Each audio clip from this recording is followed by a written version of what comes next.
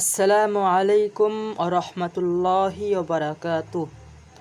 এই ভিডিওটা তাদের জন্য যারা ভাবতেছেন আমরা কোরআন বুঝবো, আমি কোরআন বুঝতে চাই, আমি কোরআনের অর্থ বুঝতে চাই, শব্দে শব্দে কোরআন শিখতে চাই, তাদের জন্য এই ভিডিওটা। সূরাতুল ইখলাস ছোট্ট একটি সূরা। এই সূরাটি কোরআনুল মাজিদের ভিতরে 112 নম্বর সূরা। এই সূরা বিশাল বিশাল বিশাল ফজিলত এই সূরার ভিতর রয়েছে।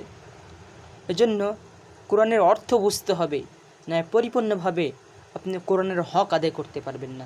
আপনি যদি অর্থ না বুঝে নামাজ পড়েন তাহলে আপনি নামাজের ভিতরে সেরকম মজা পাবেন না। এজন্য সম্পূর্ণ ভিডিওটা দেখতে থাকুন এবং শেখার চেষ্টা করুন।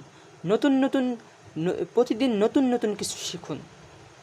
এজন্য এই সূরাটির আমি শাব্দিক তর্জমা করব এবং কোন হরফের, কোন অক্ষরের, কোন শব্দের কোন অর্থ এটা বলবো। এজন্য সম্পূর্ণ ভিডিওটি আপনি দেখতে থাকুন। আপনি যদি চান আপনার জন্য ভিডিওটি, এটা আপনার জন্যই ভিডিও। এজন্য আমি শুরু করতেছি। বিসমিল্লাহির রহমানির রহিম। এর অর্থ হলো বিসমিল্লাহ, আল্লাহর নামে। আর রহমান আর রহিম। আর রহমান যিনি করুণাময়, রহিম ইনি অতি দয়ালু। সম্পূর্ণ অর্থ হবে বিসমিল্লাহির রহমানির রহিম।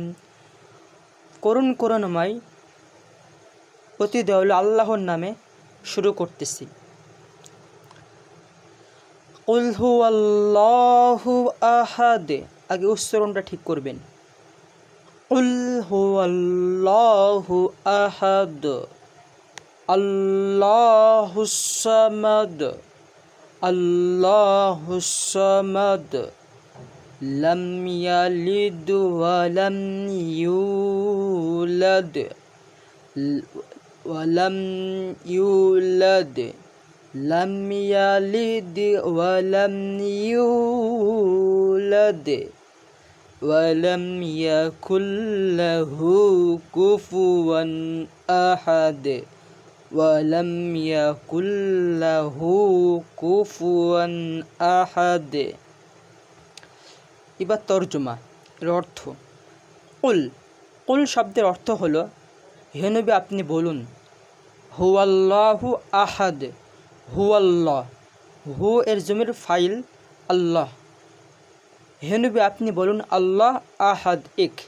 হে নবী আপনি বলুন আল্লাহ এক। কুল এর ফাইল হলো রাসূলুল্লাহ সাল্লাল্লাহু আলাইহি সাল্লাম। কুল হুয়াল্লাহু আহাদ, হে নবী আপনি বলুন আল্লাহ এক। আল্লাহুস সামাদ, আল্লাহ ওয়া মুখাপেক্ষী। অসামাদ শব্দের অর্থ অমুখাপেক্ষী। লাম ইয়ালিদ, তিনি কার থেকে জন্ম নেননি। লাম ইয়ালিদ, তিনি কারোর থেকে জন্ম নেননি। ওয়ালাম ইউলাদ, এবং কাউকে জন্মও দেননি। ওয়ালাম ইয়াকুল লাহু কুফুয়ান আহাদ, এবং তার সমকক্ষ কেউ নেই। কুফুয়ান সমকক্ষ, আহাদ কেউ, ওয়ালাম ইয়াকুন নেই। ওয়ালাম ইয়াকুল লাহু কুফুয়ান আহাদ, আল্লাহর সমকক্ষ কেউ নেই।